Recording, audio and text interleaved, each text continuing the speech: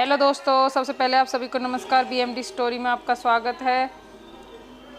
क्या था चंद्रमा का श्राप, कैसे मिली मुक्ति? तो आज की हमारी स्टोरी है। चलते अपनी स्टोरी की तरफ। चंद्रमा की सुंदरता पर राजा दक्ष की 27 पुत्रियां मोहित हो गई। वे सभी चंद्रमा से विवाह करना चाहती थी। दक्ष ने समझाया, सगी बहनों को एक ही पति होने से दाम्पत्य जीवन में बाधा आएगी। लेकिन चंद्रमा के प्रेम में पागल दक्ष पुत्रियां जिद पर अड़ी रही। अश्वनी सबसे बड़ी थी। उसने कहा कि पिताजी, हम आपस में मेल जोल से मित्रवत रहेंगे, आपको शिकायत नहीं मिलेगी। दक्ष ने 27 कन्याओं का विवाह चंद्रमा के साथ कर दिया।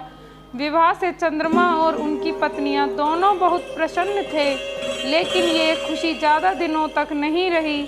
जल्द ही चंद्रमा 27 बहनों में से एक रोहिणी पर ज़्यादा मोहित हो गए और अन्य पत्नियों की उपेक्षा करने लगे। यह बात दक्ष को पता चली और उन्होंने चंद्रमा को समझाया।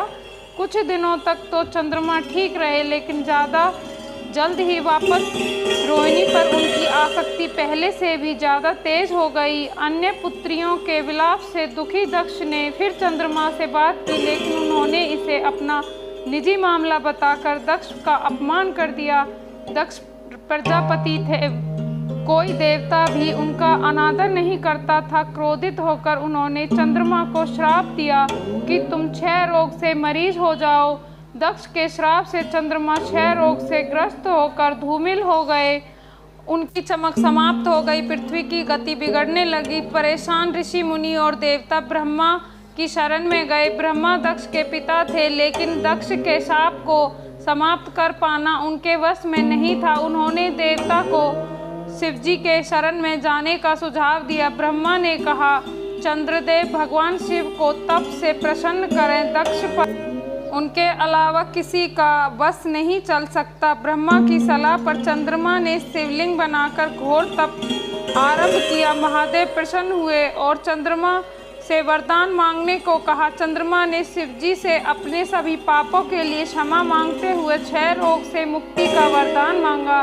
भगवान शिव ने कहा कि तुम्हें जिसने शाप दिया है वह कोई साधारण व्यक्ति नहीं है, उसके शाप को समाप्त करना संभव नहीं। फिर भी मैं तुम्हारे लिए कुछ न कुछ जरूर करूँगा। शिवजी बोले, एक माह में जो 2 पक्ष होते हैं, उनमें से एक पक्ष में तुम मेरे वरदान से निखरते जाओगे, लेकिन दक्ष के शाप के प्रभाव से दूसरे पक्ष में क्षीण होते जाओगे।